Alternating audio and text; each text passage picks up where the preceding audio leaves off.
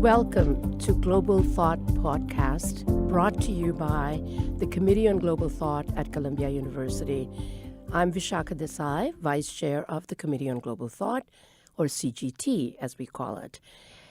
In this episode, we welcome CGT member Professor Neil K. Aggarwal, Assistant Professor of Clinical Psychiatry at Columbia University and a Research Psychiatrist at New York State Psychiatry Institute. He will talk about his recently released book, Media Persuasion in the Islamic State. Neil Aggarwal was awarded the 2018 Columbia University Press Distinguished Book Award for his previous book, Mental Health and the War on Terror, Culture, Science, and Statecraft. He's also the author of another Columbia University Press book, The Taliban's Virtual Emirate, The Culture and Psychology of an Online Militant Community. As you can see, Professor Aggarwal has been thinking about the Islamic State and the terrorist network in different parts of the world for a long time. So I am delighted that Professor Aggarwal is with you. Can you tell us, Professor Aggarwal, about how you came to this new topic, because you've been really working in this for more than a decade, and tell us something about this book that actually gives you new insight in terms of the terrorist network. Well, thank you very much for inviting me. It's a pleasure to be here. I think that in terms of where this book lies with my other interests, as you mentioned, my first book with Mental Health and the War on Terror, I was very interested in how psychiatrists, psychologists, and other medical professionals were thinking about the issue of violence and how, to a certain extent, we take certain assumptions about the self or about inflicting pain on others within a Euro-American secular framework and then create a whole body of knowledge and practice to pathologize the people who we would call terrorists. And so the first book is very much a critique of how mental health professionals have worked with the government in the war on terror. And then in that book, I started to notice that militants also have their own publications and media presence that provides almost a separate and contrasting way of thinking about the war on terror. And so that stimulated my interest, particularly in Al-Qaeda and the Taliban. So in my second book, called The Taliban's Virtual Emirate, what became of interest to me was how the Taliban changes its messaging based on language, really in conversation with newer work in the humanities around literary cultures. So, for example, when they're writing in Arabic or in English, which are more global languages, they'll present themselves in jihad in one way. But then when they write in in Urdu or in Persian, they present themselves in a different way. And at times they're totally contrasting. So I thought that was pretty curious. And this one militant group would have totally different messaging based by language. And then as I was looking at how the Taliban and the Islamic State started to vie for leadership among the worldwide jihadist community, that's what interested me in looking at the Islamic State's media in particular. So it seems to me that one of the things you're looking at is about language, and which language works in a transnational setting and which language works particularly in a regional setting. The reality is that you're a very unique psychiatrist. Tell us a little bit about how you got to this focus on language. So I think that probably has to do with my training. In psychiatry, we often talk about the role of language and as a way of making meaning. So psychiatry is unique compared to the other fields of medicine where we don't have a laboratory or radiological test that we can use to diagnose somebody.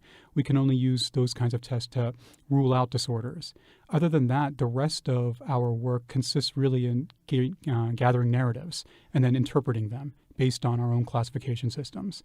And so I think it's that role of language that has always been very interesting to me, and how people use language to make meaning, how people use language to identify themselves as belonging to a particular group or to disparage others, how people use language as forms of practice. And you yourself have training in some of these languages, which also seems to me quite unusual in terms of your own practice and work.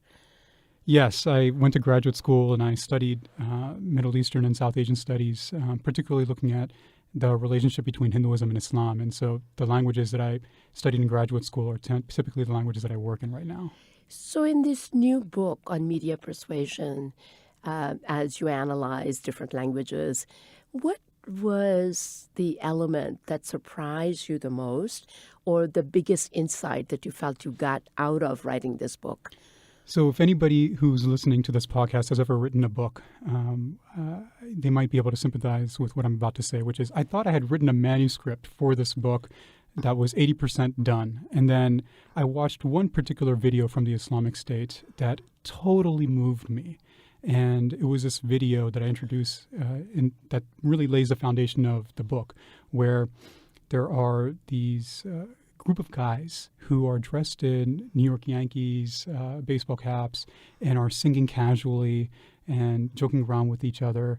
And they're singing a song that's called a nasheed, which is a type of a cappella verse that jihadists will often use to inspire each other. And I noticed that the rhythm of it was really moving, and it sounded like a military march. It was like, and the words were, Abadan lana nahid, Abadan lana nahid, and khuttat imani. And so I started to think to myself, well, this is really interesting because not only is this written in great meter, it's really catchy. And I found myself then humming along to this even when I wasn't watching the video and thought, well, that's curious.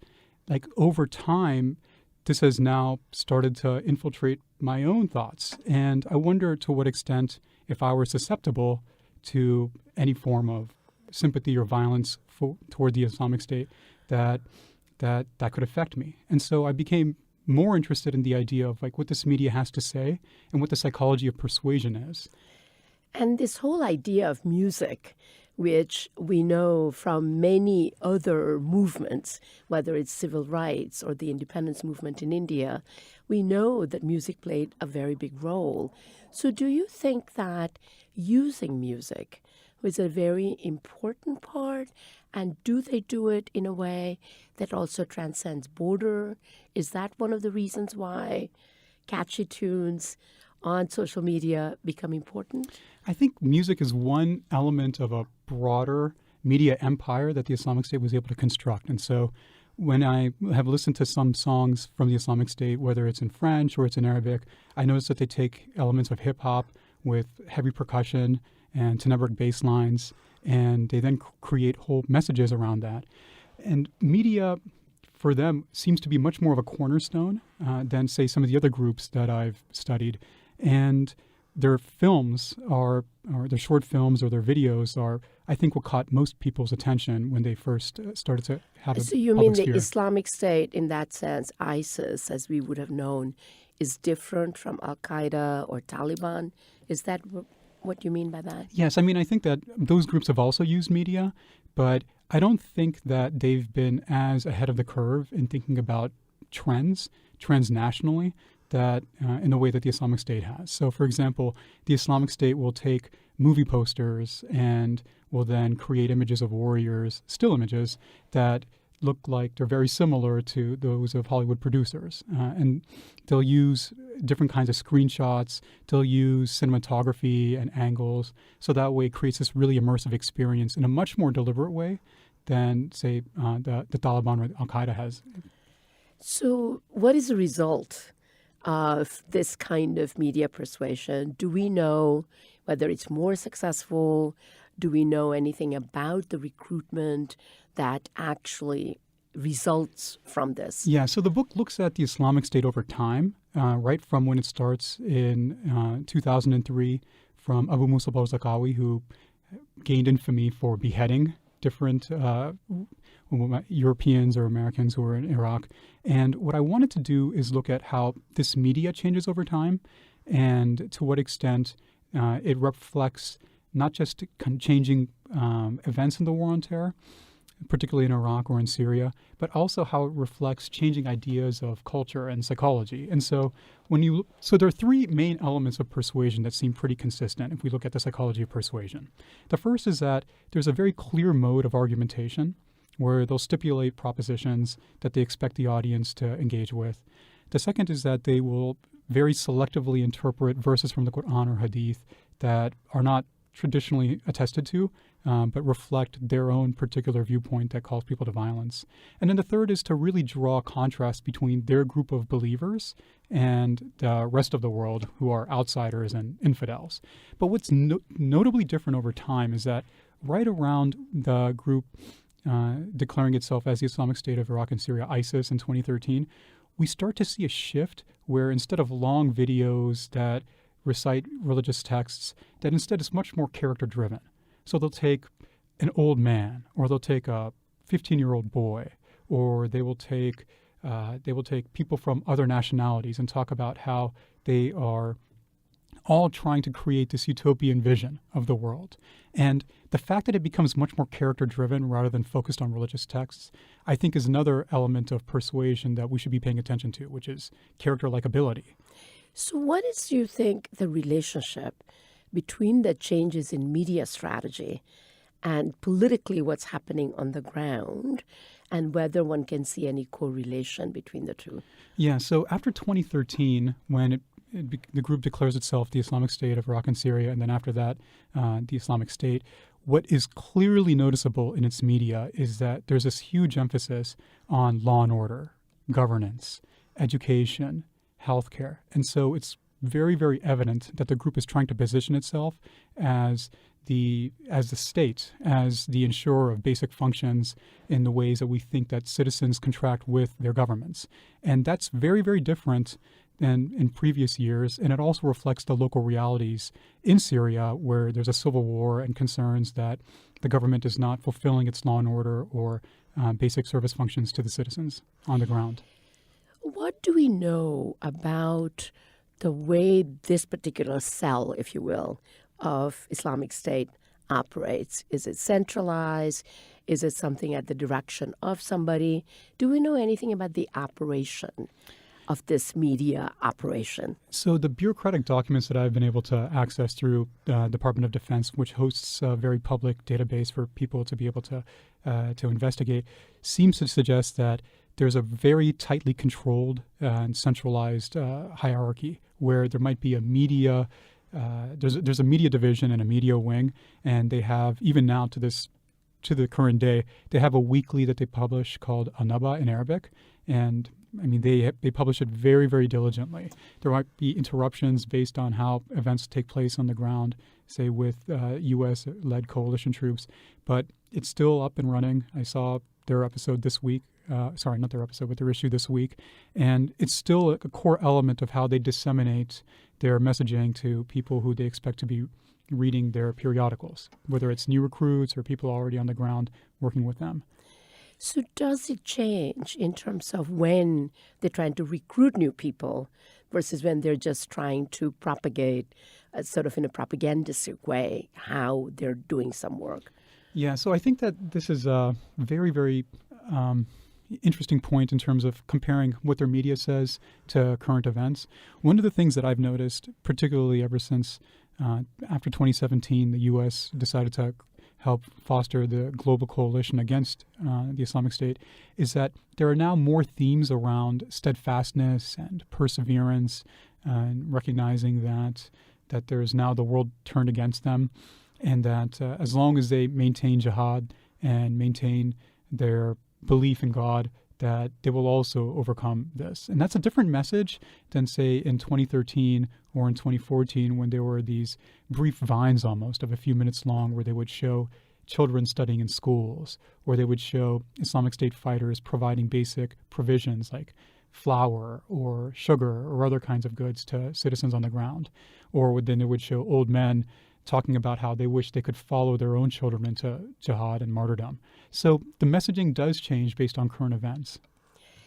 It seems to me that a book like this would be of great deal of use to officials. Can you talk a little bit about, not this book because it's just come out, but even other books, whether you've had any interest from the defense officials or other people, State Department, where they're interested in learning more about this to see how to tackle it? I've had more interest from think tanks rather than the government. I'm pretty critical of the U.S. government as well. I don't believe that one can talk about countering violent extremism or preventing violent extremism without also talking about the ramifications of U.S. American foreign policy. We have these wars in Iraq and Afghanistan that have now engulfed an entire generation of people. People have come of age during this time, and I think I think that we should critique all sides because ultimately, as a psychiatrist, as a health professional, I'm interested in not just violence prevention, but how do we maximize well-being and safety. And so if we're thinking of violence as a public health problem, then it seems self-serving on a certain level, not entirely because I don't obviously agree with the Islamic State, but I do think that we need to be thinking about how we can accomplish ends in, say, Iraq or in Afghanistan through a multifaceted approach like diplomacy or like coalition building rather than just war. Or understanding cultures and see where that goes. Exactly. Yeah. I mean, the Islamic State is all too ready to keep using images of Guantanamo or Abu Ghraib to show that the American government has really perpetrated atrocities. And so I don't think that we should give them that kind of fodder for their media. Do people actually then sometimes actually criticize your work to say, are you an apologist for these terrorist organizations just because you're trying to understand them? I think that when I was first writing in this area, that there wasn't this sense that militant media should be taken as seriously as a unit of study because it's ultimately propaganda. I would counter that in the same way that we now study Nazi propaganda or that we study, say, fascist propaganda from World War II, that it's always very important to look at primary sources in general just to get a sense for what another side may think in terms of how we approach study either contemporaneously or historically of any group. And in that sense, the Islamic State offers a wealth of materials. I mean, at some points, they were releasing like 120-odd media products every single week at the peak of when they had declared the caliphate in 2014. I don't get criticisms that I'm an apologist for the Islamic State. I do get criticisms that maybe I spend too much time studying this, or that at times, since I do incorporate links to this media in my books for independent scholarly verification, that might lead some people to be exposed to this media. And so, I mean, I do want to make it clear that I have no sympathy whatsoever. Anybody who's even remotely familiar with my work would know that. We are coming to an end. If you want somebody to buy this book in very short messaging, why should people read this book and who should read it? So aside from what we just talked about with media persuasion, I believe that what is interesting about the Islamic State and why we should study not just the Islamic State, but groups like it, is because they offer a critique of globalization. I think that to bring it back to some of the central concerns of CGT, why these groups could be of value for us to study and learn from is because, at least from my standpoint as a psychiatrist and as a cultural psychiatrist, I'm always thinking about several areas. First is how people think of the self, how people think of others, how people think about violence, how people think about knowledge or information flows. So let's take a few of those examples.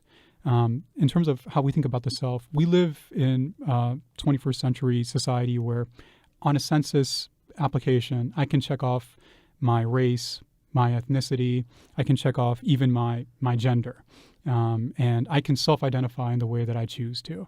And what's interesting, I think, about the Islamic State is that this is a fundamental critique that they level, where they say that in the secular Euro-American framework that many people live in, that it's all pleasure-driven, it's all materialistic, that it's godless. There's no overarching sense of morality or guiding set of principles that bind us together as a society. I'm not saying that we need to agree with it, but I do think that it raises questions about how we think about secularism and the state. Similarly, we believe in multicultural societies that there's a place for everybody through pluralism, through ideas of tolerance or multiculturalism. The Islamic State rejects that and has been very successful in recruiting up to some estimates suggest 80 to 100,000 people. And so in this current political moment when we're talking about migration, and there are voices progressively on the left, which I often self-subscribe to, that we believe that there should be free people and free borders, then what does it mean for migrants to go to the Islamic State and across different countries? And is this like the dark side of migration? Yeah, it seems to me that in that area of multiculturalism, actually Islamic State also pays attention to diversity of cultures that are not necessarily religious, but therefore using different languages and different strategies. So there is something about diversity of cultures to try to hone some kind of a unified message that is more towards the idea of the Ummah. So it seems to me that that in itself is a strategy we should be thinking about, is that how do you approach different groups of people? Yeah, I mean, in cultural psychiatry or in cultural psychology, we have this concept called organizational tightness.